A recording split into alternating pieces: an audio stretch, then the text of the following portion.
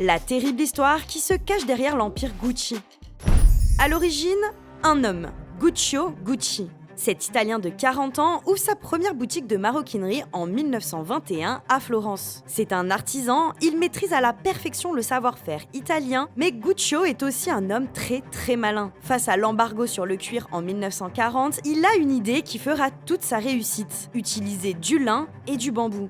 C'est un tel succès que ses fils commencent à rejoindre la petite entreprise et le début de l'empire se met en place. À la fin des années 30, Aldo, l'aîné de la fratrie, ouvre une première boutique à Rome. Décorés de luxueux rubans rayés rouge et vert, ils deviendront à la fin de la guerre l'emblème de la Dolce Vita. La marque Gucci s'impose dans le milieu du luxe et les deux G de Guccio Gucci entrelacés deviennent l'ADN de la marque. En 1953, le père et fondateur de Gucci meurt à 71 ans, ses fils reprennent la boutique et décident de s'implanter à l'international. De Londres à New York en passant par Paris et Hong Kong, tout le monde s'arrache les pièces Gucci. Aldo prend la tête de l'entreprise qui devient très vite un empire du capitalisme. Mais déjà, malheureusement, la famille commence à se déchirer. Un des frères, Vasco, qui détient une partie de l'entreprise, meurt. Aldo et un autre frère, Rodolfo, rachètent ses parts. Mais très rapidement, les fils d'Aldo reprochent à Rodolfo de ne pas assez travailler et d'empocher uniquement l'argent. Deux clans se dessinent, le clan Aldo et le clan Rodolfo. En parallèle des querelles liées à l'entreprise, Maurizio Gucci, le fils de Rodolfo, décide d'épouser la tumultueuse Patrizia Reggiani, réputée pour son caractère très effronté. Une décision qui ne plaît pas du tout à la famille Gucci, qui pense que Patrizia n'est qu'une femme vénale seulement intéressée par l'argent de Maurizio. Malgré l'opposition de son clan, il épouse Patrizia en 1972. Le couple emménage à New York et ils mènent la grande vie. Les Maurizia, comme on les surnomme, organisent sans cesse de grandes fêtes aux invités de renom comme Jackie Kennedy.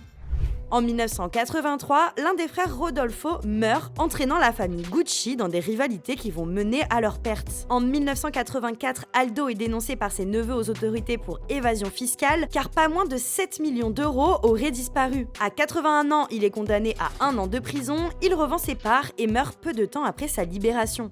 En parallèle, Maurizio part s'installer à Florence et quitte Patrizia dans la plus grande des humiliations. Et c'est loin d'être fini, car la suite est digne des pires séries B. Maurizio a une histoire avec une amie d'enfance de Patrizia qui était même présente à leur mariage. La presse People s'arrache la saga de la famille Gucci qui se déchire sur tous les plans. Mais le 27 mars 1995, tout bascule. Maurizio est brusquement assassiné à Milan par un tueur à gages. Et la police découvre que la personne qui a commandité l'assassinat n'est autre que son ex-femme Patrizia. Humiliée par son ex-mari, elle n'aurait tout simplement pas supporté qu'il se remarie et aurait signé un contrat d'1,7 million de dollars avec le tueur qu'elle aurait recruté par l'intermédiaire de sa voyante.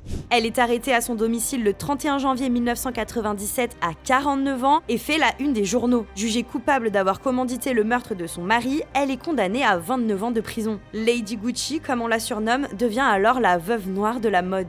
Après tout ça, l'empire Gucci s'effondre et n'est plus qu'une marque de luxe comme une autre. En 2001, les héritiers signent un accord avec François Pinault, le milliardaire français, pour 896 millions d'euros. La famille Gucci perd la majorité de l'entreprise et le règne s'éteint.